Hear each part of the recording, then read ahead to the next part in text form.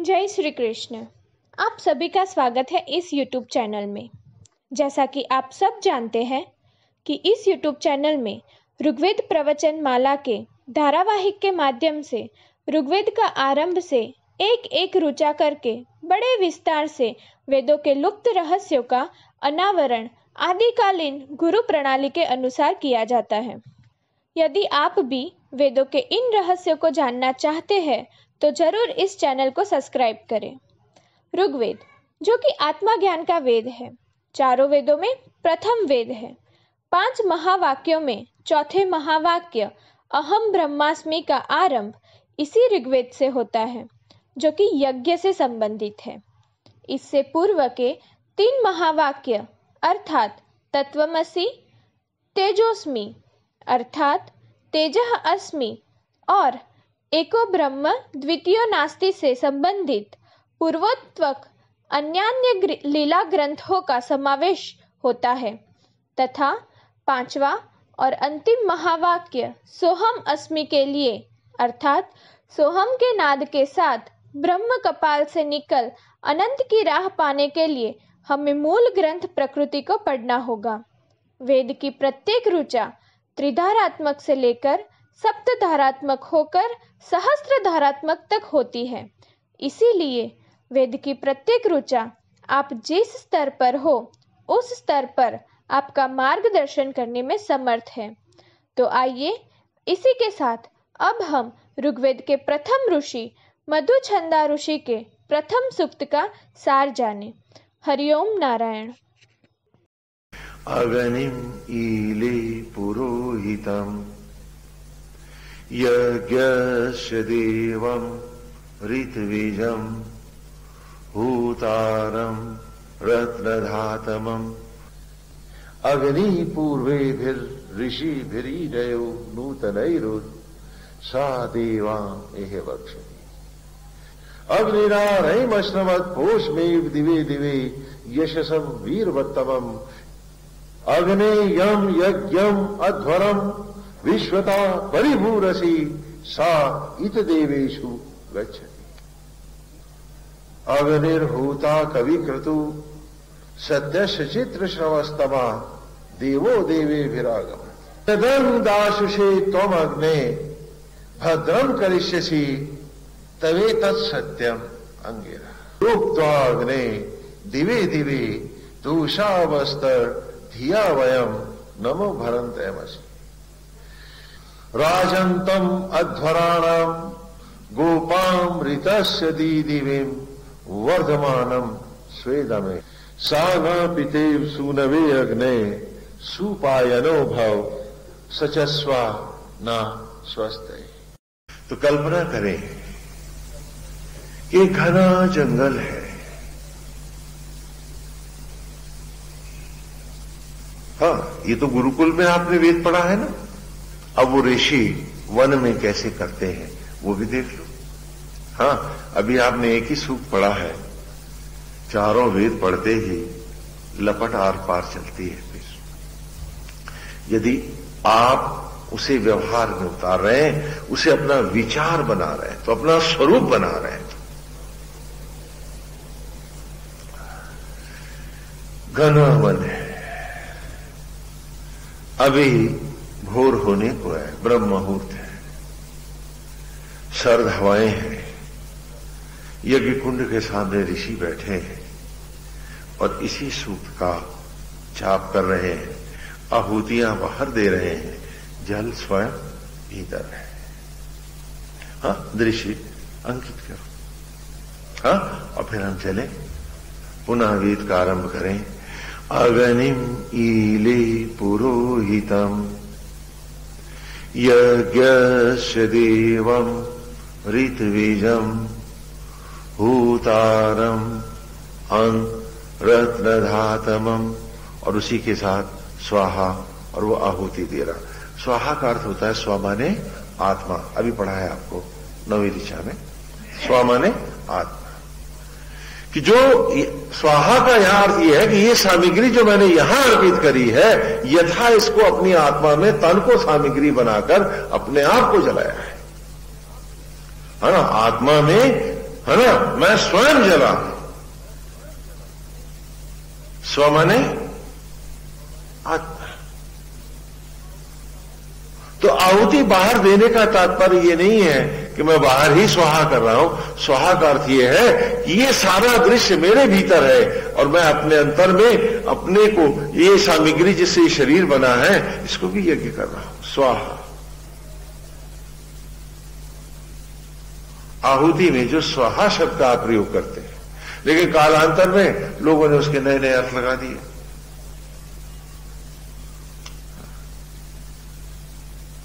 स्व माने आत्मा।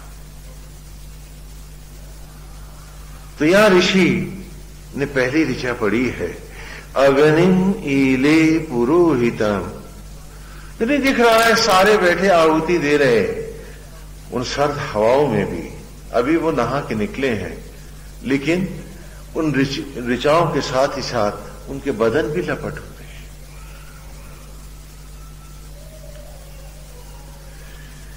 कि ब्रह्मा विष्णु महेश रूपी आत्मा अग्नि पुरोहितम ऋत्विजम। आज ही आत्मा, आज तुझमें मैं अपने आप को अर्पित कर रहा हूं। अग्नि, हे प्रलय के देवता महाशिव, पुरोहितम, तुम ही मेरे ब्रह्मा हो, परम ब्रह्म हो, ऋत्विजम, और तुम ही विष्णु हो। धारम रत्नधात्मम, न्यौछावर से तुम मुझे जीवन के क्षण दे रहे हो। तुम्हारा ही न्यौछावर बनकर मैं हर क्षण तुम्ही में जिया हूं, और आज हर क्षण पुनः न्यौछावर तुमको है। जीवन धंधा है, व्यापार है, ये भी आसक्त स्तर पर जीने वाले शायद इस विचार की सूक्ष्मता को न पा पाए। ठीक वैसे ही जिसने मैग्नीफाइंग ग्लास नहीं देखा है, उसकी किरणों के बनते हुए उस पुंज से जलते हुए फूस को नहीं देखा है, उसको भी नहीं लगेगा कि सूरज से भला कहीं आग लग सकती है ऐसे। और उस सूरज से बड़ा सूरज भीतर है मेरे। यदि मैं विचार को मैग्नीफाइंग ग्लास बनाकर उसकी किरणों में ही अपने आप को केंद्रीभूत कर दिया होता, तो ये तन फूस से भी कहीं ज्यादा तीव्र जला होता। उसी का नाम तप है। हाँ, आप अक्सर पूछो, स्वामी जी ये तप क्या होता है? ये तप है। अब इसकी परिभाषाएं आप 100 कर लो, सैकड़ों कर लो, उससे तो कुछ होता नहीं। पहली ऋचा में ही ऋषि ने कहा है, बैठे हैं, अब आमना सामना है मेरा मुझसे। अब बेखुदी नहीं है कि बेखुदी में ही खुद को पुकार रहा हूं। अब जानता हूं, अपने को पुकार रहा हूं, इसीलिए तो पुकार रहा हूं कि अपने में अब लौटकर उसी रूप को पाना है।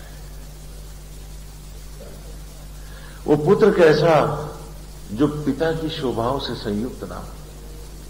आज की विचार कि सा ना पितेर सुनवे अग्ने सुपायनो भव सचस्वा ना स्वस्थ। कि भौतिक जीवन में भी तो बेटा बाप से, पिता से उसका नाम लेता है, गोत्र लेता है, रूप लेता है, और उसकी सारी शोभाओं से, ऐश्वर्य से, ज्ञान विज्ञान से, सबसे अपने आप उसके सम्मान और प्रतिष्ठा को भी लेता है और उसकी जगह स्वयं स्थापित होता है। तो धिक्कार है मुझको कि मेरा पिता अजर अमर है और मैं क्षण भंगुर। क्यों? उसकी शोभाओं को नहीं ले पा रहा। कारण कि मैंने अपने पिता के खिलाफ विद्रोह किया हुआ है। वैसे दुनिया को दिखाने के लिए मैं बड़े हवन कर रहा हूं, पूजा पाठ भी कर रहा हूं, तिलक त्रिपुंड है, सब कुछ है, लेकिन आसक्त जगत और उसके धंधे के अलावा आत्मा से मेरा कोई रिश्ता ही नहीं है। मेरा तो शरीर से भी संबंध नहीं है। इसलिए मैं अपने से बाहर बाहर प्रेत बन के भटकता हूं। जो बाहर भटके वही तो प्रेत है। दुनिया भर की चाहत मुझे है, दुनिया भर का ज्ञान मुझे है, अज्ञानी हूं तो सिर्फ अपने प्रति, अपने को नहीं जानता। लेकिन यहां बात उलट गई है। पहली ऋचा जो आपने पढ़ी थी, आज उसी का एप्लीकेशन है हमारे सामने, पूरे सूक्त का है कि अग्निम ईले पुरोहितम, अग्निम पुरोहितम ऋत्विजम। हे ब्रह्मा विष्णु महेश रूपी ओंकार, आ उ मा ओम, आज मैंने तुम्हें पा लिया है पिता कि तुम ही ब्रह्मा हो, तुम ही विष्णु हो, तुम ही महेश हो। कोई ढूंढता होगा तुम्हें लोगों के पार, मैंने तो तुम्हें देखा है भीतर अपने। तुम मुझ में समाये हो, मैं तुम में समाया हूं। और आज हे सूरज, तेरी ही लपट से देवयान से गमन है मेरा इस तन को, जिसे तू ही यज्ञों के द्वारा भस्मी से वनस्पतियों में लाया है और वनस्पतियों से तूने ये शरीर रूप दिया है। आज ये पुनः तुझे अर्पित है, इसे जला ज्योति बना। आज एकाग्र भाव से मैं तेरा ही पुत्र बनूंगा, तेरी ही राह चलूंगा। आसक्त नहीं था मेरे पास कुछ, और अब तो पूर्ण अनासक्ति की ओर इसको भी अर्पित करने को आ गया। तो अग्निम ईले पुरोहितम यज्ञस्य देवम ऋत्विजम होतारम रत्नधारम। क्या आज उस प्रलय को प्रज्वलित कर हे महाशिव, आज इस ब्रह्म को, हे पुरोहित बिंदुओं को पुनः पुनः उन्हीं ज्वालाओं में ज्योतिर्मय बना, और हे ऋत्विजम, हे विष्णु, अब पुनः इनका सृजन कर मुझे उस ज्योतिर्मय रूप में मेरे तन को ही गर्भ बना और मुझे शिशु सा प्रकट कर। अब और नहीं होगा, जैसे अंडे से बच्चा प्रकट होता है, इस ब्रह्मांड से मुझे प्रकट कर। तेरा न्यौछावर हूं मैं, न्यौछावर ही तूने क्षण दिए मुझको, पुनः न्यौछावर करके तेरे सचराचर की निष्काम अनासक्त सेवाओं में लगा। आज पुनः न्यौछावर ही तेरा होने को आया हूं, मुझे न्यौछावर में ले। ऋचा लौट गई है। न्यौछावर में आया था तो न्यौछावर में अर्पित हूं। तूने न्यौछावर में सांसें दी थी, अब न्यौछावर में मुझे संभाल। सप्तधारा होती है ऋचाएं वेद की, इसीलिए ये सूत्रात्मक भाषा है, इसमें व्याकरण नहीं होता है। The way you created me, जैसे तूने बनाया मुझे, जैसे जैसे तू उभार के लाया मुझे, आज राह तेरी है, पुनः अर्पित हूं, फिर उभार मुझको। वो ऋचा जिससे मैं जान रहा था राह मेरी, उसी ऋचा को मैं मैग्नीफाइंग ग्लास का एक सूक्ष्म केंद्र बना रहा हूं। क्या अब अर्पित हूं, चला मुझको। ये ऋचा फिर लौट आई है, और इसी प्रकार वेद की हर ऋचा लौटती है। और क्योंकि इन ऋचाओं के सप्तधारा प्रयोग होते हैं, हां, जैसे जैसे स्तर बढ़ता जाएगा ऋचा यही रहेगी, भाव गहराता जाएगा। इसलिए इसमें व्याकरण को, ग्रामर को नहीं रखा जाता, केवल सूत्रात्मक भाषा रहती है। हां, जैसे केमिस्ट्री फिजिक्स में फॉर्मूले होते हैं ना, तो हाँ, this language is not a simple language but it's a formulation. Try to understand this. क्यों? क्योंकि ये ऋचाएं नहीं है, ये किरणें हैं, और इन्हीं के प्रयोग के द्वारा ही हमें अल्टीमेट के साथ जुड़कर एक हो जाना है। इसीलिए कहा है कि वेद के रहस्य को वेद में आए बिना उसी प्रकार नहीं पाया जा सकता, जैसे सागर में डुबकी मारे बिना उसकी तलहटी में क्या है आप नहीं जान सकते। आपको वेद जीना होगा वेद के साथ। वो ऋचा जिससे अभी 9 सप्ताह पूर्व हमने एक छात्र की तरह पढ़ा था कि कैसे परमेश्वर ने बनाया हमको, कैसे कैसे चिता की राख कैसे वनस्पतियों में लौटी, वही वनस्पतियां गर्भ में किस प्रकार पुनः ज्योतियों में संहार के द्वारा पुनः वे ही ब्रह्म बिंदु जब जुड़े, तो कैसे वो अन्न जो था शिशु बना। आज यही ऋचा हमें फिर एक नए जीवन की ओर, एक नई प्रेरणा की ओर, एक नए इस यही आज देवकी ही गर्भ बनेगी। देवकी माने ब्रह्म ज्वाला। अर्थ समझ लो। जब शब्द का हम प्रयोग करें तो खाली आप एक रूपक मत देखा करो। जब वसुदेव कहूं तो वसु माने होता है अग्नि और देव माने देवता। तो अग्नियों का देवता कौन है? आत्मा। और जब देवकी कहूं तो आत्म अग्नियों को अर्थात ब्रह्म ज्वालाओं को कह रहा हूं। वहां वसुदेव देवकी के रूप का भी आनंद लो, उनके चरणों में अर्पित हो, लेकिन यहां ये मत भूलो कि वसुदेव और देवकी आत्मा और ब्रह्म ज्वाला है। और आज भी हर शिशु को वसुदेव और देवकी ही उत्पन्न करते हैं। और तुम सब क्या नंद और यशोदा बन के पालते हो। तुम्हें उंगली बनानी नहीं आई तो तुमने बेटे का बनाए थे?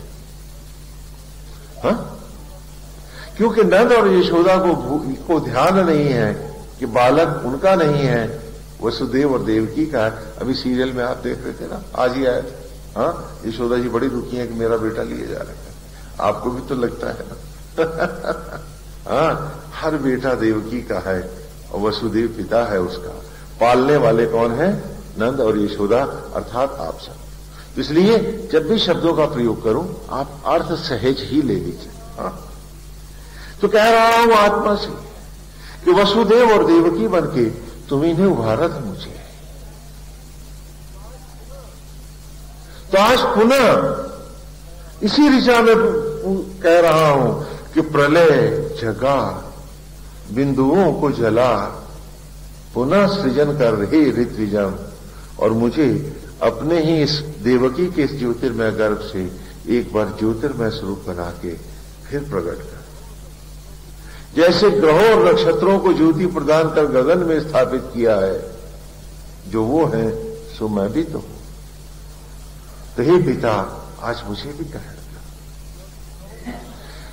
न्यौछावर से लाया है तू मुझे, तेरे न्यौछावर को ही बनाया अनासक्त जीवन मैंने, और बन के न्यौछावर जिया। जैसे तूने रखा वैसे रहा। इच्छाओं को तुझी में जलाता रहा, अभाव को भी तेरी दया माना मैंने। हर परीक्षा की चुभन को भी मैंने तेरी परीक्षा मानकर उसे अंगीकार किया और बन के न्यौछावर ही जिया। तो अब तो मुझे न्यौछावर में ले ले, मुझे चला दे, मुझे एक बार फिर उसी अग्नि में लौटा दे हे पिता। और उसके बाद अगली ऋचा हमने इसके बाद पढ़ी थी, अग्नि पूर्वे फिर ऋषि भिरी देव नूतनैरुत सा देवां एह बक्षति। कि तुझ में आए बिना आज उतार भी तो नहीं है मेरा। क्योंकि आदि काल से अनंत काल से हे अग्नि, हे ब्रह्म ज्वाला, जो तुझ में जला, तेरी अमर रश्मियों में जो यज्ञ हुआ, सा देवां एह बक्षति, उसी ने तो देवत्व का आलिंगन पाया। मेरी राह तू है, मेरा सर्वस्व तू है।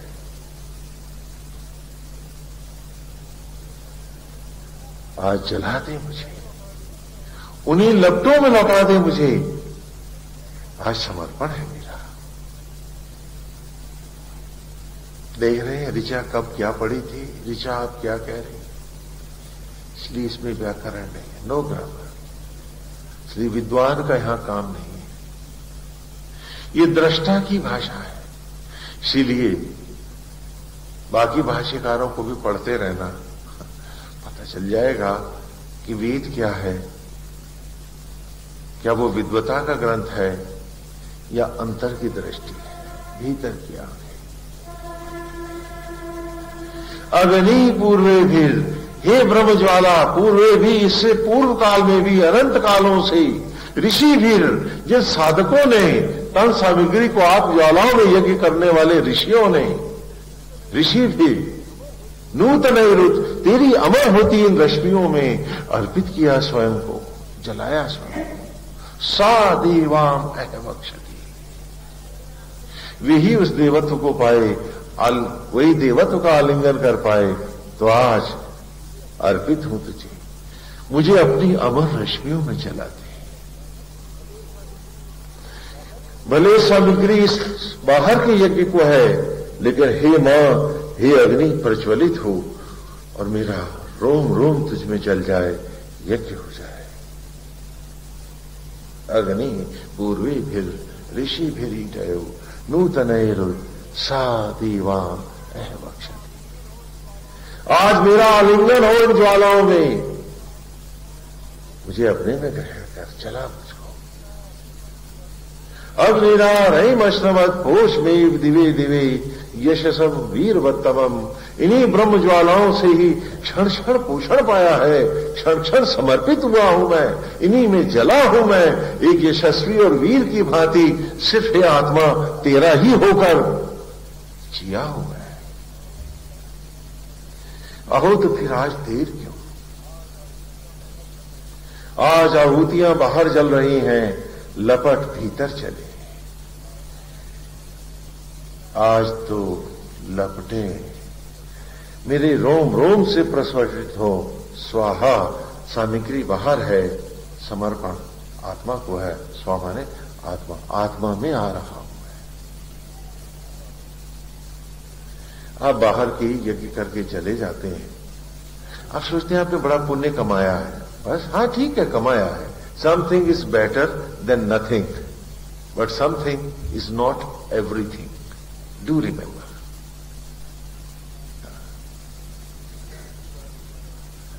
क्योंकि पिछली बार भी मैंने आपसे कहा था कि समथिंग से मुझे बड़ा भय लगता है कि कुछ तो है स्वामी जी। मैंने पिछली बार आपको एक उदाहरण दिया था कि एक आदमी की पत्नी के जब बच्चा हुआ तो पत्नी का देहांत हो गया। तो उस छोटा बच्चा था तो पड़ोसियों ने कहा कि भाई अब गाय ले आ, बिना दूध के तेरा बच्चा जिएगा कैसे, बाकी तो हम पाल पोस देंगे, लेकिन दूध तो चाहिए इसको। तो जो शाम को लौट के आया तो उन्होंने कहा कि क्यों रे गाय ले आया? बोला नहीं, कुछ तो कर आया। बोले क्या? कल खूंटा और जंजीर ले आया। हाँ, क्या बच्चा जी जाएगा? तो डोंट से समथिंग, से एवरीथिंग। वो जो समथिंग समथिंग कहते हैं वो अपने साथ विश्वासघात करते हैं। से एवरीथिंग कि हम तो वेद में ही डूब के जीना है, वेद बन के ही जीना है। तब आएगी ये ऋचा, तभी लौटेगा ये ज्ञान। और देखो ये किरणें आतशी शीशा मन भरेगा और लपट धू धू कर चलेगी।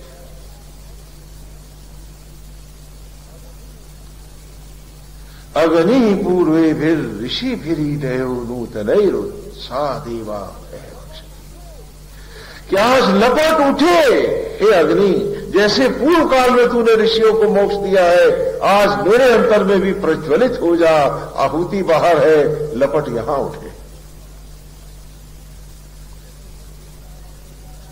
जैसे मंदिर में मैं अपने को ही देखता हूं, शरीर के रूप में मंदिर है, आत्मा के रूप में मूर्ति है और जीव के रूप में मेरे ही जैसा पुजारी है, उसी प्रकार यज्ञ में भी यहां यही प्रक्रिया है। जैसे कबूतर से का, खरबूजे से खा, गोभी से गा बालक पड़ता है, बाहर के यज्ञ से बाहर को भस्मसात करता हुआ अंतर स्पर्श जलने पाता हूं। यदि ये भाव नहीं है तो यज्ञ यज्ञ नहीं है, हवन हवन नहीं है, तुम्हें आहुति देने का कोई ज्ञान नहीं है।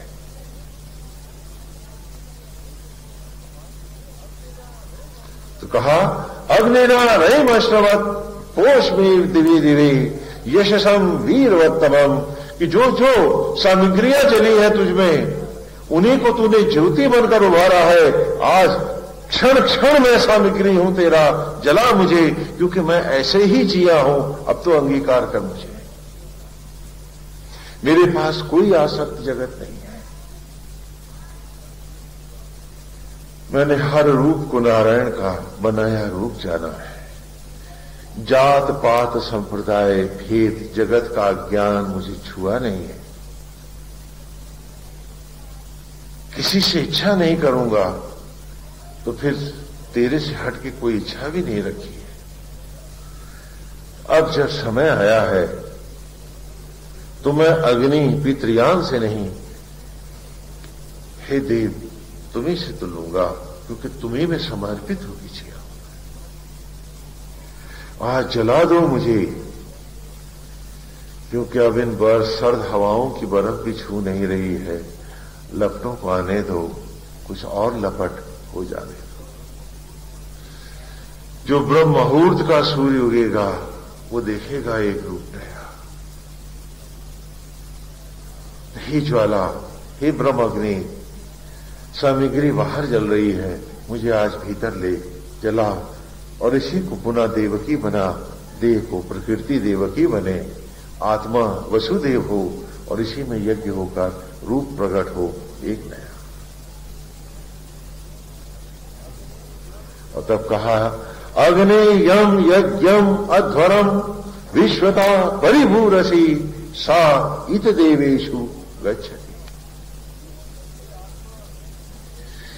कि हे आत्मा, तू ही वो यज्ञ है, यम यज्ञम, वो यज्ञ जिसमें अध्वरम, जो विनाश से रहित अमर यज्ञ है तू। विश्वता परिभूरसी, हर क्षण भंगुर को पूर्णता प्रदान करने वाला है। ऋचा वही है, लेकिन बीच में व्याकरण न होने से शब्द भी वही है, अर्थ भी वही है, भाव बदल गए। हाँ, इसीलिए वेदों को ही गुरु मंत्र के रूप में, एक ज्ञान मार्ग के रूप में दिया जाता रहा है आदिकाल से। हाँ, तो अग्रे यम यज्ञम अध्वरम विश्वता परिभूरसी सा इत देवेशु गच्छति।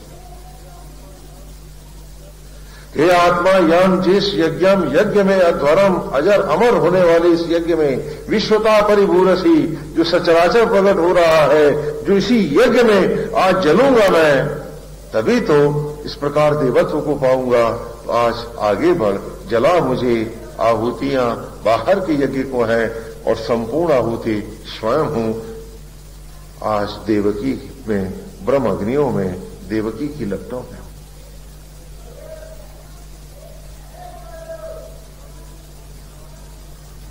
अग्निर्हूता कवि क्रतु सद्य सचित्र श्रवस्तमा देवो देवे विरागम।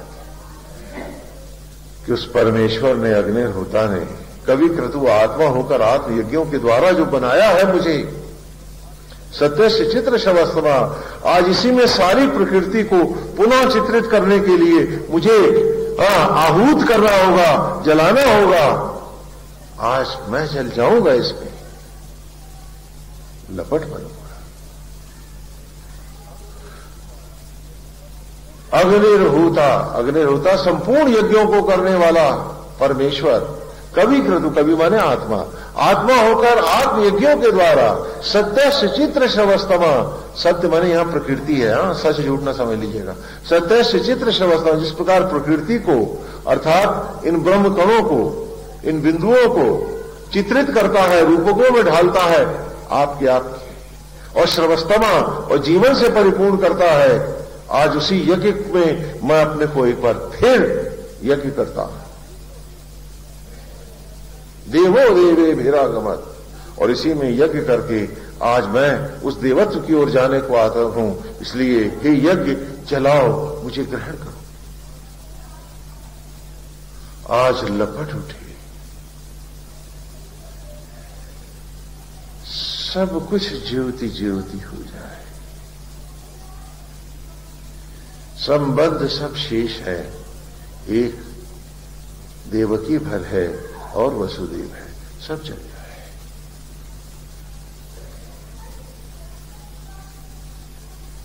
हाँ, यही है ना चौथा महावाक्य, तत्त्वमसि तेजोअसि और एको ब्रह्म द्वितीयो नास्ति। अब इसी वेद में हम चौथे सूत्र में आते हैं। क्या पढ़ा था आपने एको ब्रह्म द्वितीयो नास्ति में? कि नथ के 10 इंद्रियों वाला नाग कालिया, तत्त्वमसि, धारणा के सांचे में, तेजोअसि, ध्यान के मार्ग से, एको ब्रह्म द्वितीयो नास्ति, वो समाधिस, नथ के 10 इंद्रियों वाला नाग कालिया करने लगा। मैं शरीर रूपी सामग्री को आत्म ज्वालाओं में यज्ञ हाँ, चौथा महावाक्य याद है ना, ध्यान करिएगा।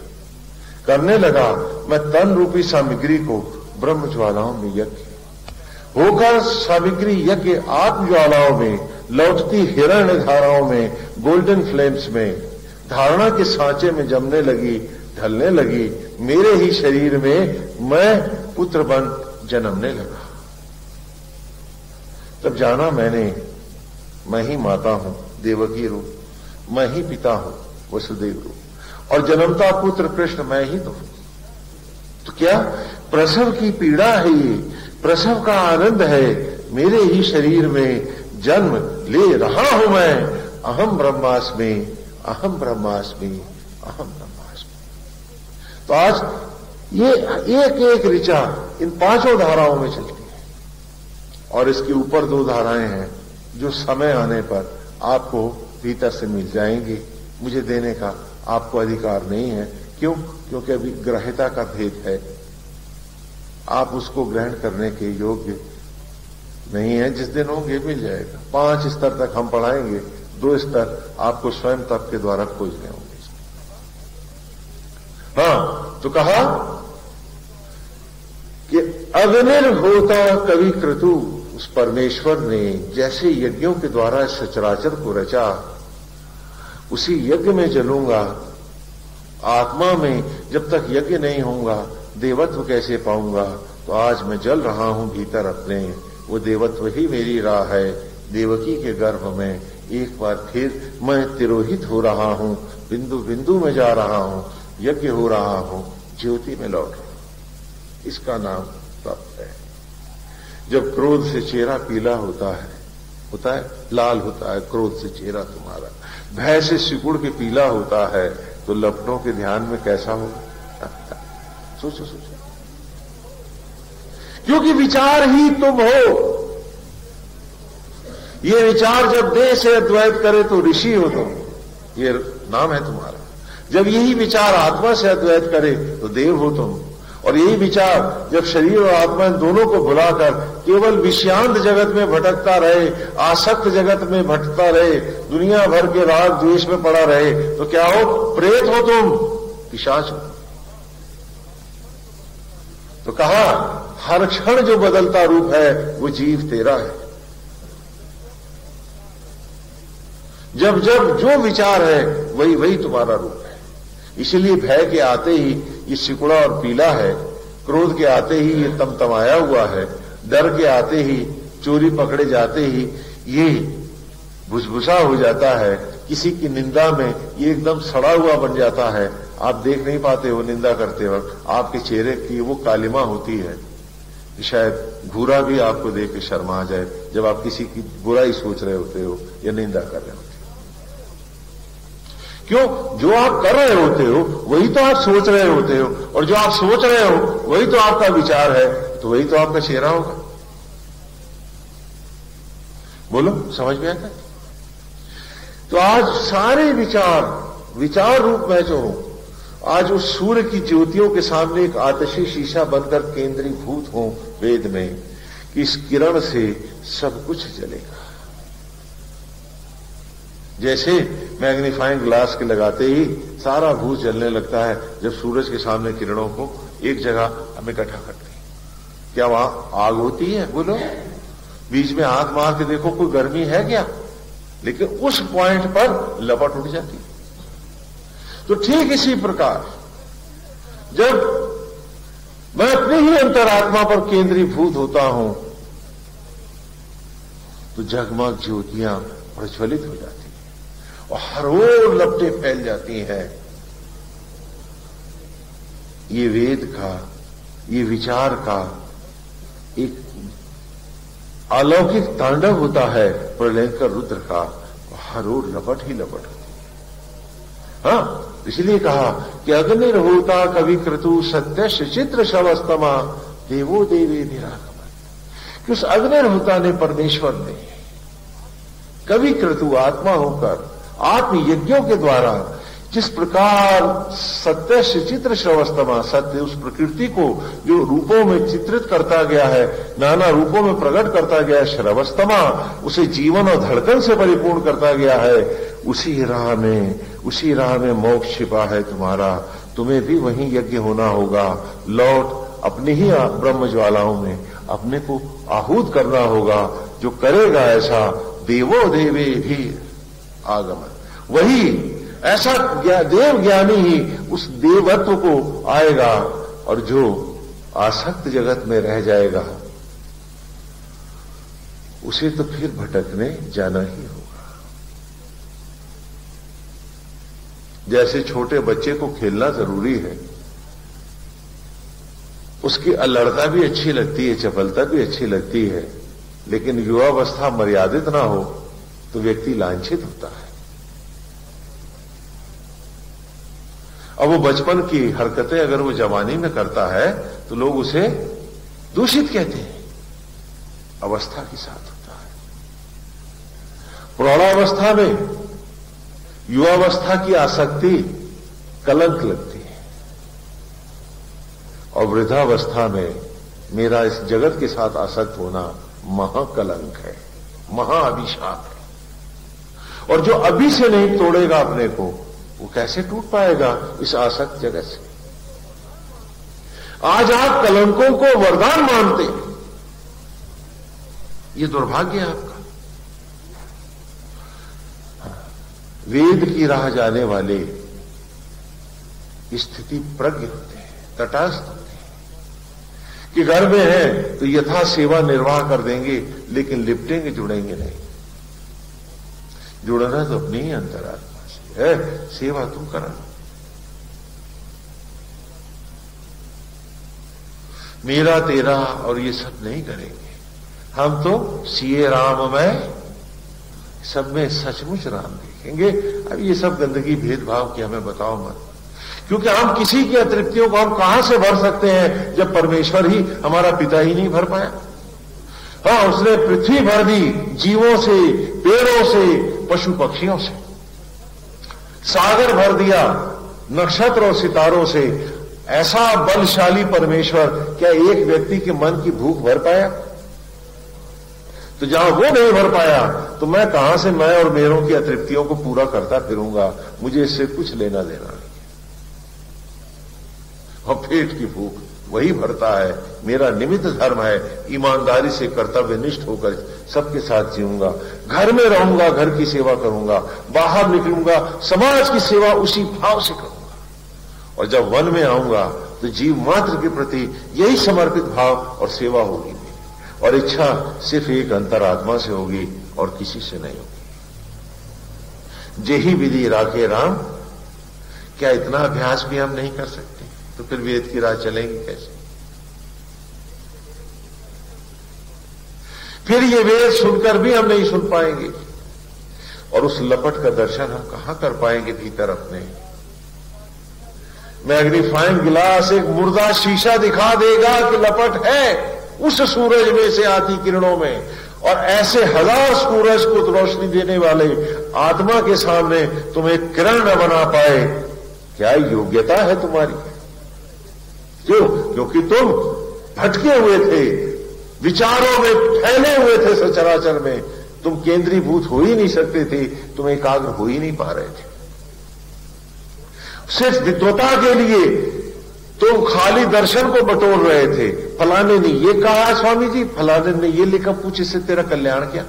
अरे विचारों को एकाग्र करना है, सत्यनिष्ठ होना है, आत्मा के साथ अद्वैत करना है, या कि खाली ये पोथन्नों का नाटक करना है? ये विद्वता तुम्हारे लिए एक नया अवरोध बन गई है, क्योंकि ये सूडो है, ये नकली है। यदि असली होती तो आत्मा से जुड़ने की बात होती कि नहीं, चलना है भाई, हां चलते रहेंगे, कदम कदम बढ़ते रहेंगे, अभ्यास करेंगे पूरी ईमानदारी से। और तब उसने अगली ऋचा में आते हैं। वही ऋचाएं जो आपको पढ़ा के आया हूं, उन्हें आज समापन कर रहे हैं, क्योंकि अगले रविवार से हम अगला सूक्त लेंगे जो दूसरा सूक्त है, और फिर उसका भी समापन इसी प्रकार करके आपको बताएंगे कि how do we apply it in our day to day life. सन्यासी अपने जीवन में कैसे इसको धारण करता है और समाधियों में कैसे उतारता है। चाहो बढ़ाओ आगे, डरना मत, क्योंकि जलने में उद्धार है, आग से बचने में कोई उद्धार नहीं है, क्योंकि ये ज्वाला ही आज भी तुम्हारा जीवन है। इसीलिए पौराणिकों ने अग्नि को देवदूत है, फलाना है, दिखाना है कहा, लेकिन नहीं, वेद के ऋषि ने कहा अंगम निहतम इति अग्नि, कि जो अंग अंग में निहित है, जो अंग अंग का जीवन है मेरे, वो अग्नि है, सो आत्मा है, न कि अग्नि दूतम। वो अपने ढंग से वो भी ठीक है, लेकिन हम अग्नि को ही अपनी आत्मा मानते हैं, और यही यज्ञ का अधिष्ठित देव है, और हमें इसी में यज्ञ होना है। तो कहा कि यदं दाशुषे त्वम अग्ने भद्रम करिष्यसि तवे तत्सत्यम अंगिरा, कि यद अंग, जिस अंग को धरा के जलाया तुमने, दाह माने जलाना, शुष माने सुखाना, दाशुषे यज्ञ करते हो तुम हे अग्नि, उसी का कल्याण करते हो। तवेत तत् सत्यम अंगिरा, वही आपकी उस प्रकृति का अंग हो जाता है। भस्मियां जब पेड़ों के गर्भ में हे आत्मा ही यज्ञ आपने जलाई, तो वो भस्मियां न रही, वो खाद न रही, वो सड़ा पानी न रहा।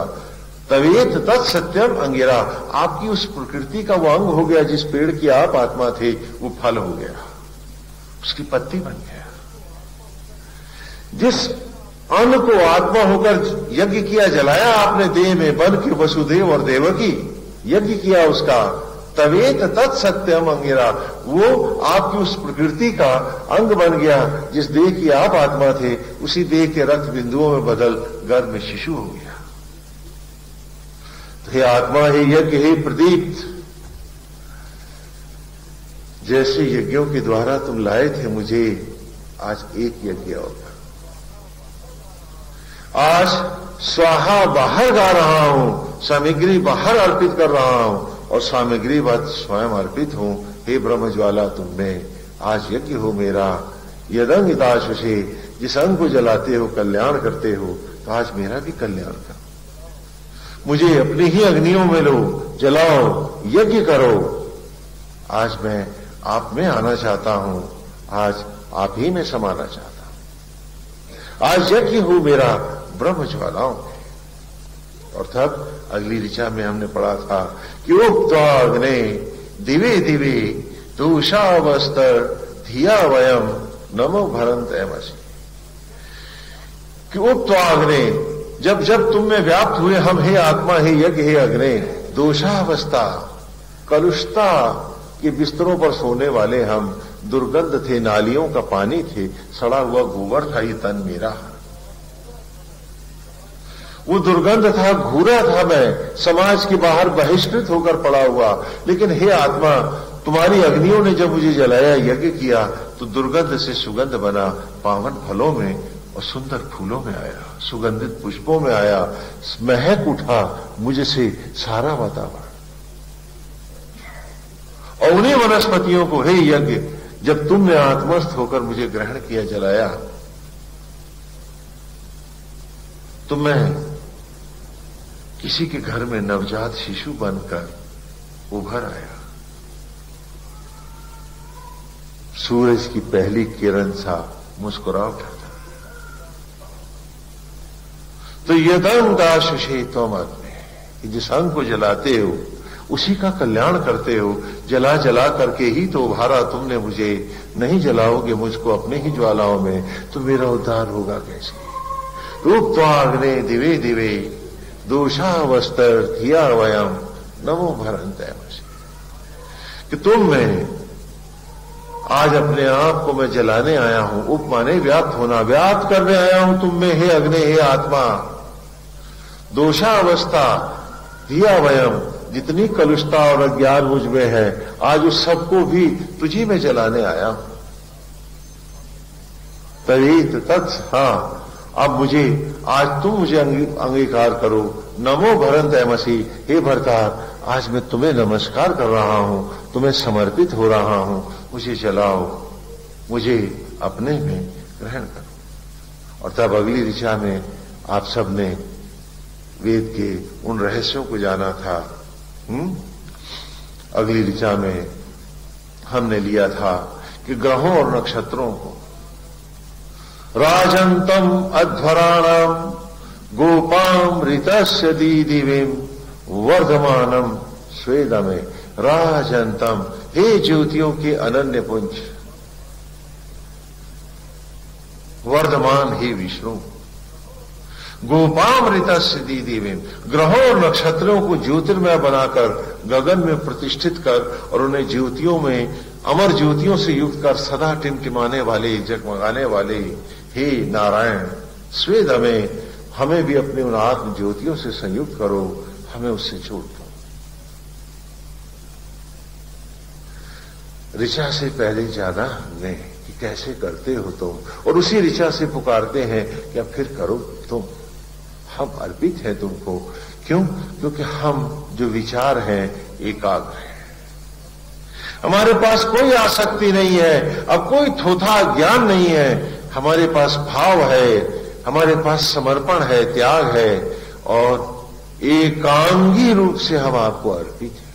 हमें स्वीकार करो। हमने जीवन को न्यौछावर बना लिया है, आसक्ति के रास्तों से हट गए हैं। हमने जान लिया है कि एक सहारा है आत्मा आपका है, तो हमने भौतिकताओं को सहारा मानकर अपने को कमजोर नहीं किया है। कैसे कमजोर करते हैं हम अपने आप को? आपने देखा ना, दशहरे में कभी देखा आपने रावण को देखा ना? हाँ, दशहरे देखते हो तो रावण बहुत सारी रस्सियों से बंधा होता है ना, और बांस भी लगाए होते। अगर एक रस्सी या बांस हिल जाए तो क्या होता है? रावण खड़ा रहेगा क्या? गिर जाता है ना? उस रावण को देखो, वो तो मुर्दा है, और तुम अपने आप को देखो, कितने बैंकों की, कितनी एफडीज की, कितने नातों की, कितने रिश्तों की बैसाखियां लगाए हो, रस्सियां बांधे, उनमें भी कोई रस्सी ढीली हो जाती है तो ये रावण भी गिर जाता है। डॉक्टर बुलाना पड़ता है ना, हार्ट अटैक हो गया, इसको सदमा लग गया। कितने कमजोर हो तुम, और वो सर्वशक्तिमान बैठा है तुम्हारे भीतर, और भिखमंगे हो तुम, दीन हो तुम, उस पुतले की तरह जो रावण का है।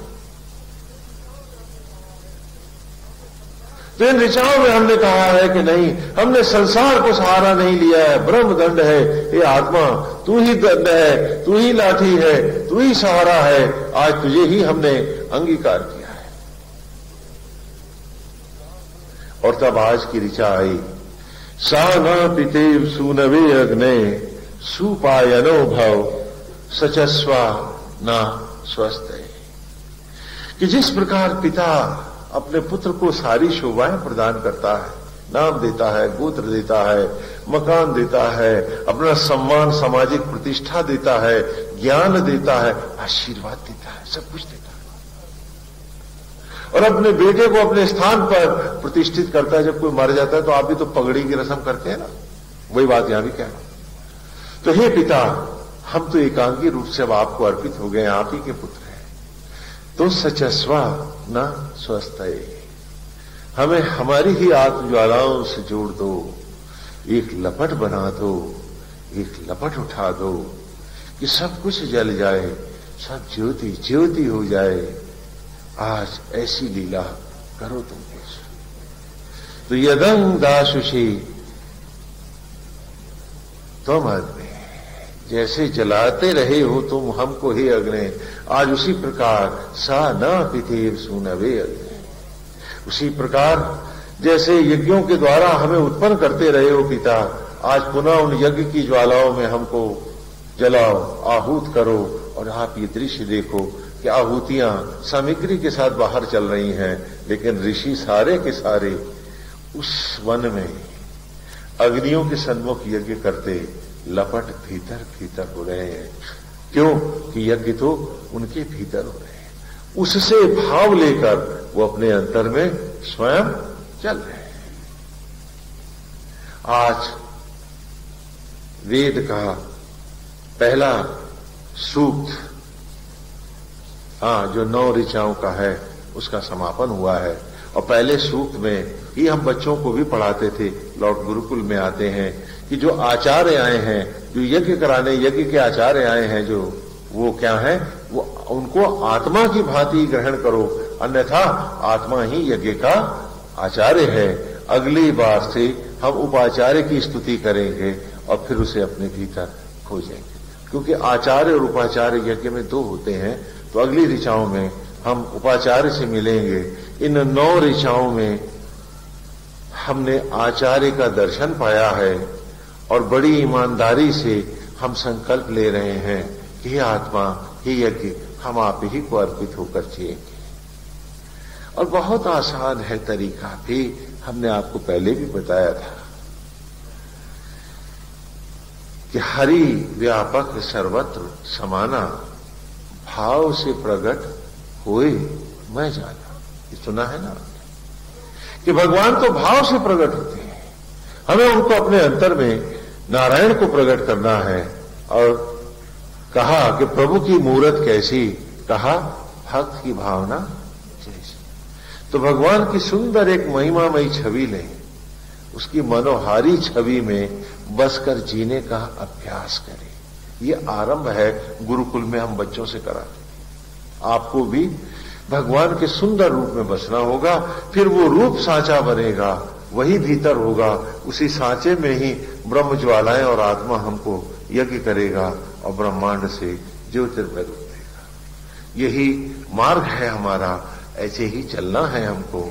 सुंदर मनोहारी छवि हो, उसके सौंदर्य में बसें, उसके रूप में बसें, उसकी अष्टगंध की सुगंध में बसें। हाँ, जो हम कहते हैं कि हर समय मन में जाप करते रहो, अक्सर ऋषि लोग आपसे कहते हैं, तो आप लोग उसका गलत अर्थ लगा लेते हैं। जब वो रेलगाड़ी की तरह चला तो रहे, सिया राम सिया राम सिया राम माला फेर रहे, और मन के घोड़े कहां भाग रहे हैं? विषांत जगत में, ईर्ष्या में, द्वेष में, चाहत में, बदले में। ये राम नाम जपना नहीं है, ये राम राम ठगना है।